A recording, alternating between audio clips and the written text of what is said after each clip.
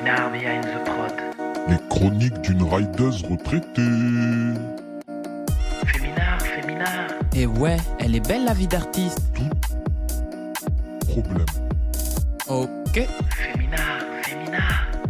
Visibilité. Créativité. Féminard. Le temps d'une chronique, on se dit tout. Je ne suis pas folle, vous savez.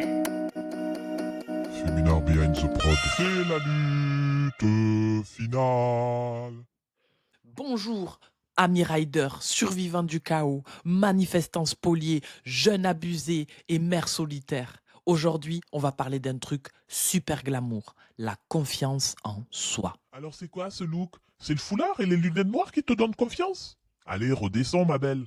Hey, je vois que tu as percé mon secret. C'est vrai, je le reconnais, sans mes lunettes, je ne suis qu'un sexe faible, myope et tremblotant, incapable de regarder son visage. Et sans mon foulard, mes pensées s'envolent au moindre coup de vent. Féminard. Si je comprends bien, le foulard et mes lunettes, c'est comme une arme ultime pour braver ma timidité excessive ou je ne sais quel complexe. Soyons sérieux quelques secondes. En tant qu'artiste-auteur, je me suis rendu compte d'une chose. Quand on met un accessoire, on rentre dans la peau d'un personnage. Pour ces chroniques, ce look, c'est juste un clin d'œil à mes icônes de cinéma. Et aussi, je le reconnais, parce que j'aime le foulard. Mais au fond, pourquoi je devrais me justifier en fait? Bla. Et si c'était ça la solution finalement? Je me dis, la confiance en soi, c'est de faire les choses comme on le sent pour affirmer ses opinions sans se soucier du regard des Allez, autres. vas-y, montre-nous ta tête. C'est nul de te cacher derrière un personnage. J'entends, mais le plus dur, c'est de s'exprimer sans se soucier de ce que ta clique ou ta famille ou tes voisins vont dire finalement. Je me dis que le vrai combat, il n'est pas à l'extérieur, il est à l'intérieur. Le plus dur, c'est la bataille contre cette voix qui te dit que ton idée est stupide avant même que tu l'aies partagée. Au final, j'ai arrêté de me déguiser pour être moi-même. Un peu comme la Billie Holiday des temps modernes. Tu vois, la Grace Kelly du web. Non, ok, c'est peut-être pas tout à fait ça. Pour ceux qui ont la rêve, pour les autres, sortez ChatGPT.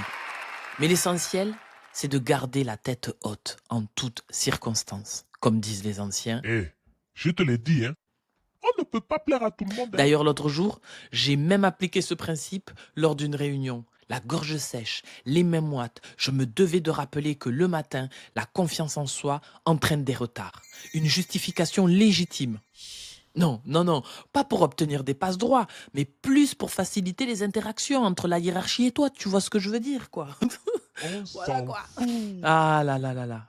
Tu sais quoi? Je suis tellement confiante que je me vois bien faire comme tous ces auteurs, écrire un livre, confiance en soi, la méthode Girl Boss en 3 étapes. Trêve de plaisanterie. L'expérience montre que l'idée, c'est tout simplement de prendre son courage à deux mains et de faire ce que notre cœur nous dit, avec la raison pour nous guider, pour concrétiser nos projets.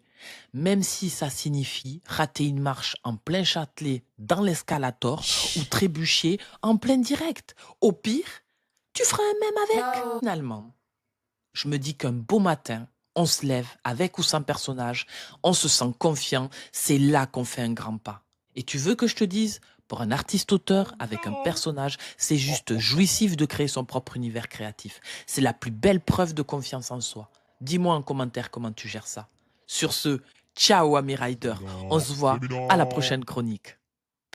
Je ne suis pas folle, vous savez. Ha ha ha.